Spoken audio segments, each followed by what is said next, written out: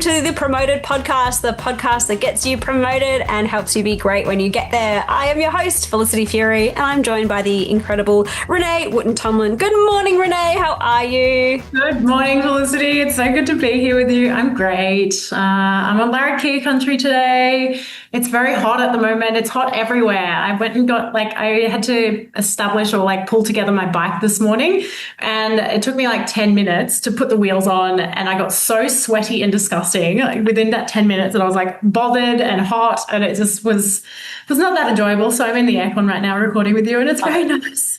I'm also in the air conditioning, and I've been doing hot yoga recently, the full-on intense Bikram, 36 degree stuff. And it's kind of strange walking out and then having it feel cool. And then so I feel like the hot yoga is helping me deal with the heat, because it is also very hot here on Gubbi Gubbi country. And that's exactly why we are leaving today to head south to Victoria and then Tasmania, where it's much cooler. It was 12 degrees in Hobart yesterday, so that was very encouraging to see. So we've got another great listener question, and I'm really keen to hear how you answer this, Renee. Thank you again to our wonderful listeners for writing in with your beautiful questions. Please keep them coming. What have we got today? And I feel I'll just also add, I love that we're live on the journey with you, Renee, because if you hadn't listened to the previous episodes, Renee's been made redundant from her role. So you're working out what's next. And I feel this is almost a bit of a time capsule. We'll go fast forward 20 years. Oh my gosh, remember we did that podcast and this happened? So it's cool to be here with you while the action is happening in your life as well, while you're looking for your next role or opportunity. Yeah, I know. It's really cool to go through, to be honest. What am I feeling right now? I am feeling a bit stressed. I'm feeling probably a bit discombobulated just because I don't know what's next, but I'm curating these paths and I have these ideas and I'm just kind of exploring them and seeing where it lands. So, one of our episodes when I talked about getting made redundant, I mentioned that, yes, I am looking to build my own company and I'm doing that. I'm very excited this week because I'm meeting with a bunch of corporate lawyers and exploring, the company structure and how to scale and how to distribute equity and all of these things I've never done. So I'm super excited to go and have these conversations. But at the same time, I'm pitching myself to be a partner and a joint venture partner for other people's organizations. I'm also, looking at, should I just apply for another job? And I've already got a company in mind that I would like to work for as well.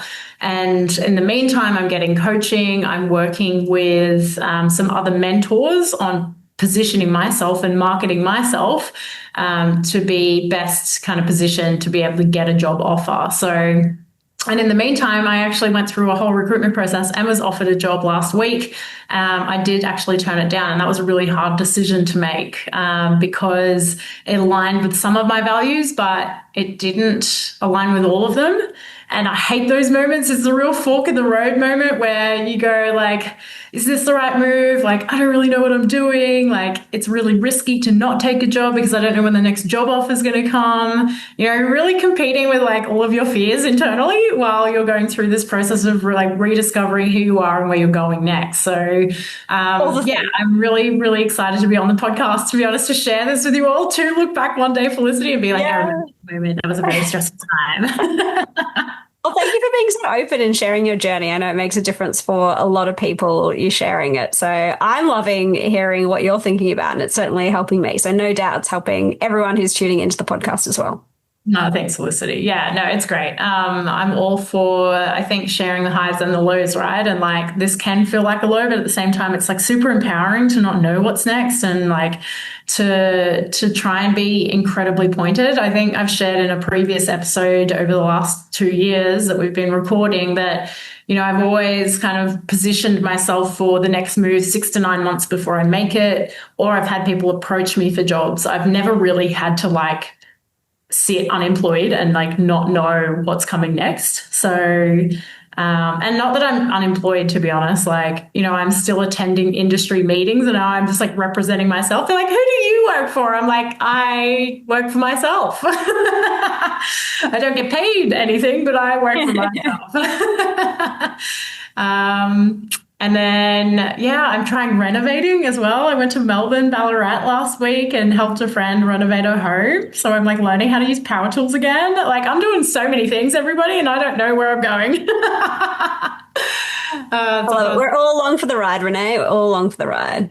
Absolutely. So So today, thank you again for one of our listeners for writing in. One of the questions was, how do you jump between engineering, analyst, partnerships, engagement, and startups? So that's a bit of a whopper of a question. And Felicity, I know you have moved all around in the civil engineering and construction industry. So do you want to start with telling us your story and what kind of moved you from a corporate role into an entrepreneur and everything in between? yeah, I think for me, it comes down to, I guess it's the true nature of engineering, which is around solving problems. And I certainly didn't intend to be an entrepreneur, or I didn't really know what that was. And through starting Power of Engineering, the not for profit, which speaks to high school students about engineering careers, regional and remote students, and also women, that was really for me to solve a problem going. I didn't know what engineering was when I was growing up. My teacher suggested it for me. I wanted to go to visual art when I finished school, and engineering was something I'd never thought about. And of course, I love it, and I'm a total engineering nerd. I'm all for it. So that was a really eye-opening moment for me, and that's why I started the organization. And then along the way, I learned what a social entrepreneur is, which is, a business that does social good, which I feel like every business should be that, of course. And then I saw, oh, wow, okay, business is a vehicle to go solve problems. So that's led me down the path of business, or kind of keep going back into business. And I have had a journey where I've been in corporate roles and then had business on the side, been in business full time, gone back to corporate roles. And I think there's definitely a common theme across a lot of that. When I was changing in between engineering roles. And for people who don't know, I worked on a construction site when I was at uni as a site engineer. Then when I graduated, I was a structural engineer. Then I went into project management on road projects. Then I went into project management on bikeway projects. Then I went into the water resources sector, which was totally different again. And then I went into infrastructure advisory and then management consulting as kind of the chunks of my career. And I am that classic millennial who's had, I think, 8 jobs and however many, 3 or 4 careers I think I'm up to now. Yeah. But there's definitely common themes. I think a big part of that was the more I went down the path, I understood my strengths and how I could apply them in different contexts. And the other part was, when I look at the engineering piece or the technical part, there's definitely common strengths and skill sets along the way too. So if I go to, say, the bikeways, when I was project managing those, I actually had learned a lot about those different elements of the project. Like I learned about geotech, I knew about environmental stuff, water, transport, concrete, and that was sort of built up over my career. And then when I went into water resources, I went, oh, it's a similar way of thinking and problem solving. It's just got a different application. So I think if I look back, there's often, say, a common process or a common theme, and then there's kind of like technical knowledge and skills that sort of layer on top of that. And I think the exciting thing at the moment is the time that we're living in, because our projects, our organizations are complex and complicated, and we have so much emerging tech. So I think while absolutely, I think if you're working on, say, a rail project and you need someone who has that detail of a rail engineer or whatever the technical discipline is, that's incredibly important for that project. But you also need people who can bring people together who have a broad skill set as well. So I think actually now is a very exciting time to be in engineering, in the STEM profession, because those skills are so transferable to projects, and it's really helping yourself decode or understand what are those processes and skills, so processes and methodologies, perhaps I could say, that sit behind it. Do you agree, Renee? Or are you like, she's full of BS, I'd do something totally different? I could be. I don't know. We've had a very different, experience in our careers. All of that incredibly relevant and important.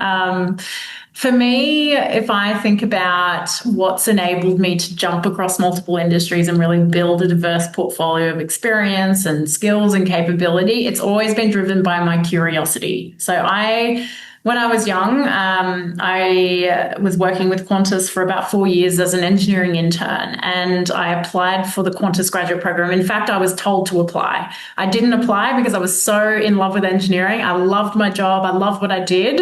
And I had a mentor that was assigned to me while I was an intern say to me, you need to get out of engineering. And I was blown away at the time. I was like, what do you mean? Like, why would I get out of engineering? And he was like, if you truly love engineering, you can always come back. But if you have the opportunity now to go and diversify your experience, you need to do that. So I'm very grateful for that manager that gave me that heads up and really pushed me to apply, because it changed my life in the best way. So I would actually say that because I started my career in Qantas, I was lucky enough to be rotated. So I was rotated 4 times as an intern. I worked in maintenance operations and planning for 18 months. Then I moved into fleet performance and development for 18 months. Then I moved into flight operations for 3 months. And then I moved into power plants for 6 months. So I had all of this amazing experience from multiple perspectives in engineering before I'd even graduated. Then when I graduated, I spent 2 years in the graduate program, and I worked in airport services and customer experience, network strategy for the Southeast Asia market. I worked in long haul revenue management, and then I also worked in group fuel and environment. So I worked in like all of these amazing different roles that has essentially continued my curiosity and my confidence in continuing to move around. I just worked in a strategic role, an operational role. I was like doing fuel saving initiatives through to Environmental Protection Authority, case studies and trials. I was working in regional airports on rosters and systems through to, power plants engineering. I did so many different things that it dispelled any stress about then moving into roles where I had no experience. Like I'd kind of built up this like almost expectation that I would move around, I think. So that's why I am quite comfortable moving and almost expect myself to just keep moving and learning. So shout out to Qantas. Like I genuinely probably would not have been as successful as I am today without that program and without that push from those mentors. So that's really good. Yeah. And during my time as a graduate, I was also given a mentor as part of that program again. Captain Lisa Jackson. I can't remember her last name right now. But anyway, an amazing captain at Qantas. She's now a captain on the 787. She's been with Qantas for probably over 30 years at this point. One of the first women to like be promoted and succeed in the industry. And she was the one that kind of got me really interested and intrigued about flying. And that then pushed me to go and do my flying degree.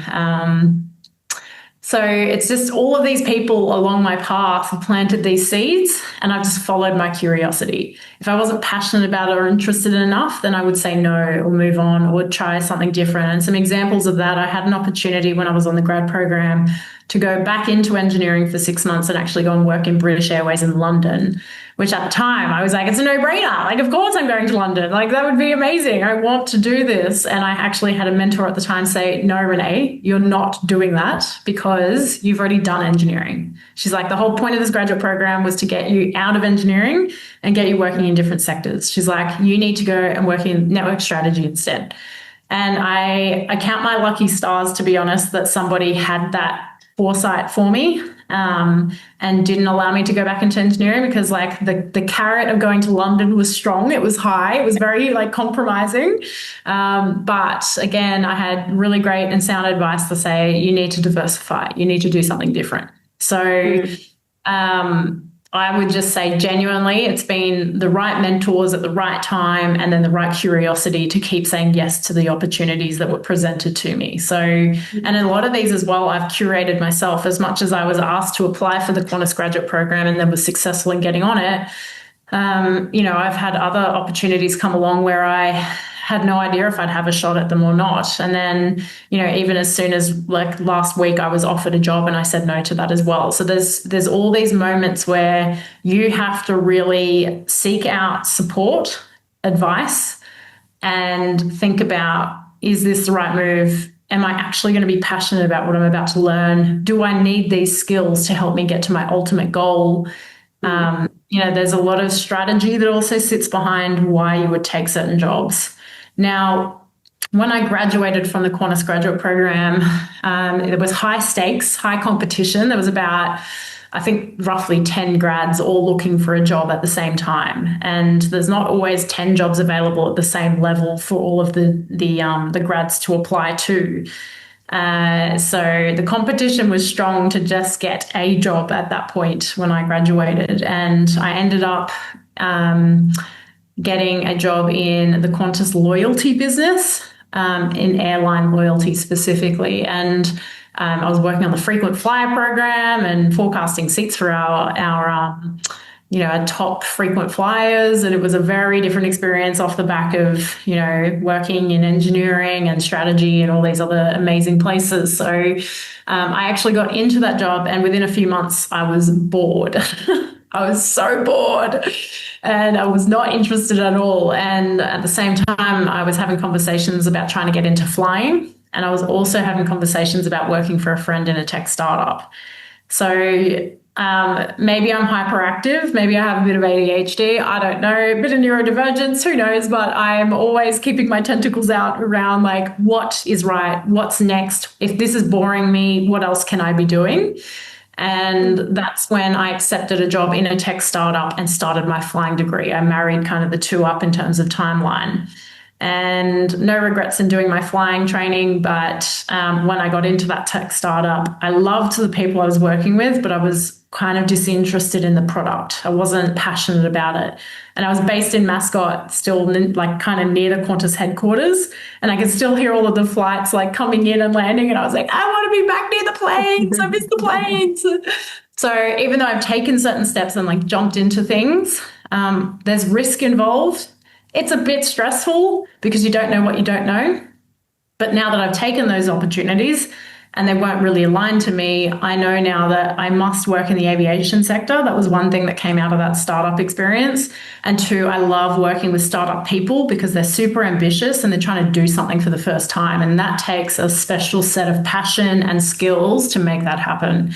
So that's kind of then led me into taking corporate jobs that are in the startup space, like Western Sydney Airport and commercial strategy. What I didn't know was playing, with me was that the hiring manager for the commercial strategy role was looking for engineers to take those jobs. So shout out to do a STEM degree, those skills and that experience is highly sought after, even in commercial strategy, because you've got an eye for detail. You're not overwhelmed by big problems because you learn to break them down into structured steps. It just gives you a level of experience that's highly sought after when you're trying to build a business, because whether it's business or designing a road or designing an aircraft, there is a process and a methodology that has to be followed. So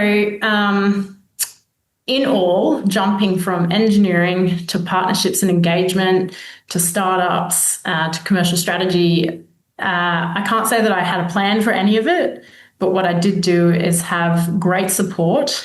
I had curiosity and I got to know myself better with every single step that I took. And that's kind of now refined me in a very specific box that I like to play in now, which is it has to be in the aerospace aviation sector. It has to be in a technology, innovative, kind of fast-moving space and business. And it has to be with highly capable people that are pushing and growing and ambitious to make impact. And if those three things aren't satisfied, I will not take the job. So good. That's awesome. I think you learn that over time, right? And I liked what you said around you can try something and go back. Like I went and tried a business, it didn't work. I went back to engineering, and I actually went for a role that I was like, what can I do? I was like, I know transport, I know consulting, like let's do something in that space, because I was so burnt out from running a business because it was really hard. And I was like, look, I want this kind of salary. And I actually was offered something like, I went and saw a recruiter, I had 5 or 6 interviews, got offered 4 jobs. Like I was like, okay, cool, I can do that. And I actually needed that year to just chill out a bit and do a job that was easy for me to do. So I am very grateful that I've been able to always just, okay, if it doesn't work out, I can fall back on it. And I'm really glad I tried, because at the time, I was 29. I just received the Boss Young Executive of the Year award, and I was working in consulting. I was working for Arup, who I just adore as a consultancy. It was like my dream company to work for growing up as an engineer, and I left it, which was I cried so much when I was resigning. I had great relationships there, and I sat in front of each person, even the CEO, and I said, I don't want to let you down. He's like, you're just crying because you cared. I was like, oh my God, this is so hard. I want to personally tell him. And anyway, side note. So yeah, that was really tricky to leave, because it was like, but I thought, you know what? Yeah, if I want to come back here, I can always figure out how to come back to engineering. And that was really helpful. And I also like what you shared around, looking at it almost is like, what's the opportunity of the role that you're in, and almost like weighing up the cost benefit. And I've done that a lot throughout my career, where when I was working in water resources, I had been brought in because I had the project management skills, but I was not a water resources engineer. I actually hadn't done any water modeling since university. And I sat with my colleagues, and I remember this guy I sat next to, and he was very experienced in water modeling. And I thought, to be as good as him, it's probably going to take me about 5 years to train myself. And in 5 years' time, am I going to want to be him? Am I going to want to be more knowledgeable about water modeling? And I was like, do you know what? I actually don't think that's going to help me. And I don't think that's aligned to my skills and where I want to take my career. So there's been a lot of times where that's been the case. Or another example, when I was at council working on bikeway projects, there was an opportunity to work on City Cycle, which was the first bike hire scheme. And so, yeah, that's really cool. That's a really different project. I'd love to work on it. And then we got seconded to a different department. And there was a leadership opportunity when I started working on the project to take over from somebody else.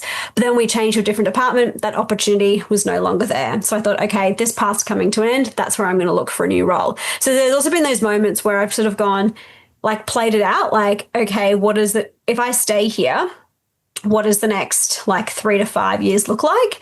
Is that the opportunity that I want to go down? Okay, it's not, then I need to actually do something about that and change that. So I think it hasn't been like a conscious, I'm going to be super strategic and work these things out. But actually, if I look back, I was asking myself those questions of, is this the right role? Is it going to take me where I want to go? And I think early on I was like, get me out of design ASAP and into leadership. And I was very fortunate to get the project management role, which helped me do that. But that's a question I'd be asking myself, even in terms of what I'm doing now, in terms of my business. So I've worked with getting kids into engineering. We've been working through We Aspire to help people transition from technical roles into leadership roles. And now I'm going, there are still so many challenges in the industry. And that's why I've just finished writing my book. I'm in the editing process at the moment. It's all about the future of engineering, legacy by design. And so that's helped me go, okay, I want to solve these problems. I want to make a difference in our industry by actually going I feel like stratospherically big, which is a word, but full on, okay, cool. I've been in this day-to-day in the industry. This is if I could impact the industry, it's almost, I feel like my legacy. How can I make the biggest difference with the time I got? Right now, I got 2 young kids who I adore and want to spend as much time with them as I can. And so writing this book, and what will come off the back of that is keynotes and workshops that I can actually embed into organizations to have them think about the future of engineering and how they're designing for legacy. That is sort of the big impact. So I think even in this process now of going into this strategic view of how I'm doing things has also, that process has played a part in what I'm doing now with my career, even though it's not a traditionally corporate role. I suppose I'm carving that out for myself. Amazing. How good. So I guess in a few words, how would you summarize, jumping between different roles? How have you done it? I'd say it kind of that consistency is you and your strengths and where you want to go. So asking yourself those questions, and I think skills are transferable, and that your strengths are transferable as well. So I'd go from that strengths-based approach and how could I apply this into a new context? And if it was me, I'd actually spend some time, if I'm looking for a new role or looking to change into a different industry or into a different, you can say methodology, say like corporate to doing your own business, actually just spending that time to just journal or think about what are those things that can transfer into that new context, and helping you reassure yourself before you're going and sharing that story with others. How about for you, Renee? What are your final thoughts? Yeah, I think knowing yourself is going to be really important. And I think when you're early on in your career, you don't know yourself well yet. So trying new things is being young and early in your career is the best time to try new things. So yeah, put yourself out there. Take that opportunity to diversify your experience, to move horizontally. You won't always get a pay rise when you move. Sometimes you might even have to go down in pay to try and get yourself that additional experience. But what I can vouch for is the fact that I now genuinely understand the complexity of running business and how, legal requirements, commercial requirements, financial requirements, operational considerations, safety considerations, people challenges intersect, and how to prioritize those things. So, you don't get that experience and get that know-how unless you're moving around a bit. But at the same time, it's incredibly rewarding that if you love your science or your engineering and you're really, incredibly, capable and oriented towards succeeding in a particular kind of niche, then kudos to you. That's incredible that you know yourself well enough that that's what you want. So keep pushing for that. Keep working towards those promotions. But this question was really, aimed at how do I move around and experience all of these different roles. Genuinely, I think just keep speaking to people, keep diversifying your network, seek out the things that catch your attention, keep listening. And I'm sure an opportunity that speaks to you will make itself known. And then it's up to you to really, chase that opportunity and to let people know about it. And just a quick heads up too, when I want to move into a new area or try something different, I'm normally literally having coffee with those people months before any change comes. I try and do that to set myself up to really take that next opportunity. So, and if your current employer can't offer you that diversity, then, I know it's scary, but try something new. Go out there and see what it's like, because I've now worked for a government kind of backed corporate. I've worked for a defense backed corporate. I've worked for, a normal corporate business. And then I've also worked for defense kind of adjacent businesses. And I've worked for corporates that are in that kind of startup, that scaling and that fully mature kind of level as well. And it just, I don't know. I think that's the spice of life. It shows you who you are, what you thrive in, and what you want to work towards. So enjoy the experience. Not every experience will be positive, but that's, again, part of the experience generally. And I don't think every job is always going to be positive either. I think there's always negatives and positives of every job. It's what you take from it and how you make the most of that, really, to help you on your next step or throughout your journey. Yeah, that's so good, Renee. And I just will finish with one thought, which I think is important. But if you are someone from a STEM background, you're probably pro expert level at managing risk. And so making these changes can come across as risky. That's certainly, one of the initial thoughts I would have about some of, making those changes. And so if it's you, I think really understanding your risk profile is really helpful. I feel like I'm probably on the extreme end of risk. I don't know about you, Renee, but I'd say I feel more extreme these days. Like maybe early in my career, no, but definitely these days I don't really care that much about the risk. I definitely, I feel like maybe, I don't know if that's, with age or experience, but I would say I'm someone who's like way out there. So if you're not someone who's way out there, that is totally cool. And I would have a look at how could you de-risk it for yourself. Quitting my dream job at Arup to go start my own business, like so risky. And then the business didn't work out. And now I've learned from that, what would I do differently? So the next time I started a business, which was We Aspire, I had a day job and I had the business on the side. And I worked 0.9 FTE in 4 days so I could do my business as I grew it. And then I've slowly transitioned full time into my business over time. And so I think if you are someone who wants to test the water and try something out, then what could you do? And I loved your examples earlier, Renee, around like volunteering, having coffees with people. I meet lots of people in our leadership programs who want to be a CEO or they want to be on boards. And we say, great, go find 10 of those people, CEOs or board directors, reach out to them and have a coffee. And I tell you what, like, I've been so impressed, firstly, by the people who actually do this, because not everybody does. But the ones that do, they reach out to 10 CEOs, they have coffee with several of them because they want to give back, they want to mentor, and they want to share that with people. And then we've had people go do that and then go, whoa, their job is like so not what I thought it was. I don't want to do that. Well, isn't that great that you work that out now in your career, not in 10 years time, 20 years time, when you spent your whole career gearing up to be a CEO and then you get there and realize it's not for you. So I think there's a lot of things that we can all do to de-risk where we're going to next. And they are so simple. Like you said, Renee, having those coffees, interviewing people in those roles. Do you actually want to do that? Do they have the same personality as you, the same strengths as you? Is that going to align for you?